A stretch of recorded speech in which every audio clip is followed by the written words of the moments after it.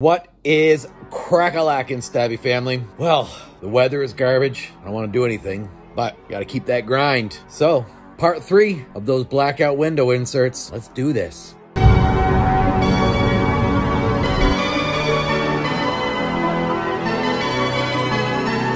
Alright, so I got this old shirt. It's a nice thick material. So a couple things that I'm gonna need to do is I'm going to need to measure 1/2 inch on each side. So that's what we're gonna do today. Let's get that started. Let's go. So I think what I decided I'm gonna do is I'm gonna take some duct tape and a Sharpie.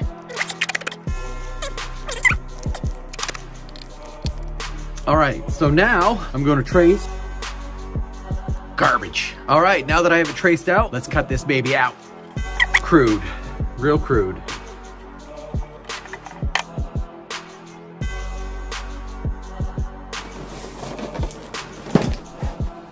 Let's do this.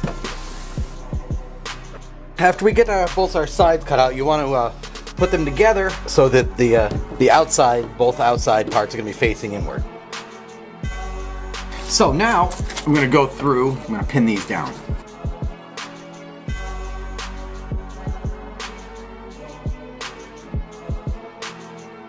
Hello! All right guys, now that we got everything pinned and ready to go, I'm gonna start on one edge here. I'm gonna leave this end open to slide the insert into there. So let's start sewing. Well, we're about halfway through right now. So far it's looking pretty good. So I'm just gonna continue going and let's see how it turns out. All right, let's see how this looks. It's so much better. So much better. I'm excited, guys. All right, so now I need to get a needle and thread and we're gonna close this up by hand because we wanna tuck the seam in and make it look pretty. Let's get ready and do that.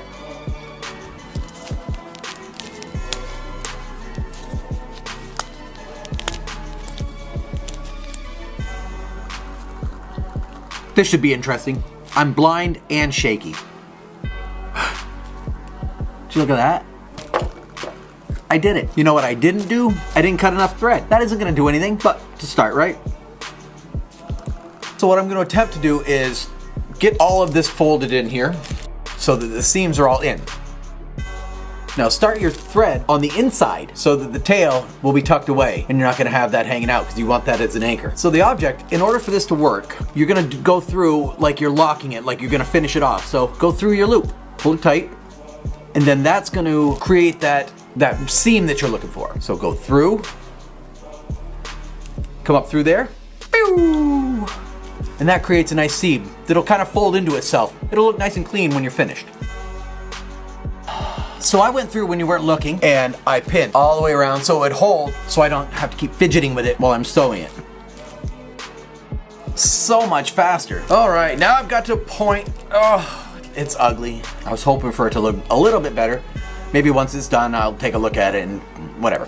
But now we're getting to the point where that short thread that I cut is just becoming a pain to deal with. So I'm gonna finish it off. The same concept is the same way that I am doing this. You're gonna wanna go through and then you have your loop. Now take your needle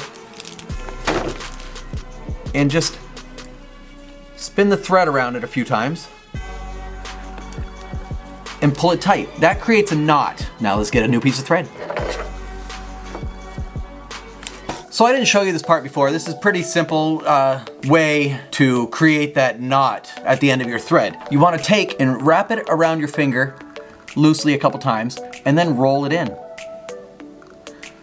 Roll and then pull. So a lot of people are like, you don't need a lot of money for this build. But a lot of the stuff that I do need to start with costs a little bit of money. I mean, there's a fan that I want to put on the roof. Max Air fan. Fans are one of the most important things from what I gather watching these videos on van lifers.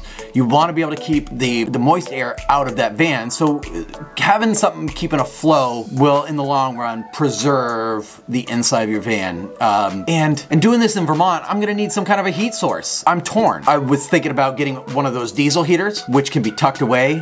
Diesel's pretty pretty reasonably priced, and if you get one of the nice diesel heaters, they won't burn through as much diesel as you would think. And also, I'm looking at a Cubic Mini Cub. I don't know if anybody out there is using one of the Cubic Mini Cubs, and is my van size okay? 130 square feet. The thing says the Cub is designed for under 200.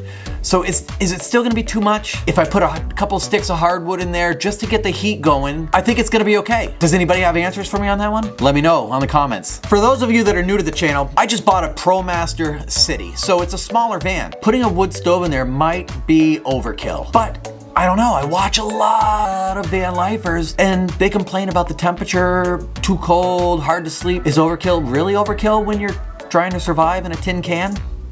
I don't know. Don't forget to leave me some comments, thumbs up, let me know what you think. I need all the advice I can get on this van build.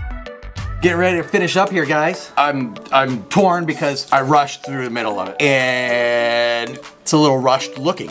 But I'm also not sure if I was gonna stick with this material. I just wanted to see what it would look like and if it's gonna work. All right, and just like I showed you before, let's get one more in there. So you wanna just take the thread, wrap it a few times around the needle and pull it through, and that creates your knot.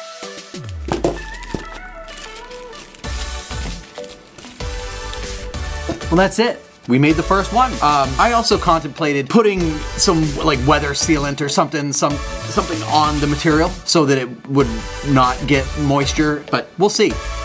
Thanks for watching, guys. Don't forget to smash the daylights out of that subscribe button. Punch that stupid thumbs up right in its dumb face. Click on them notifications so you can find out when we're popping those brand new videos. And leave me some comments.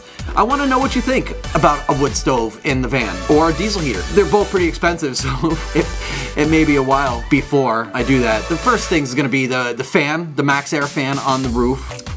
That's important, and the insulation in the bed. So we'll figure it out, and we're going to keep grinding it out, and I will be on the road, and then I'll be on the road soon. So thanks for watching, guys. Peacefully outwards.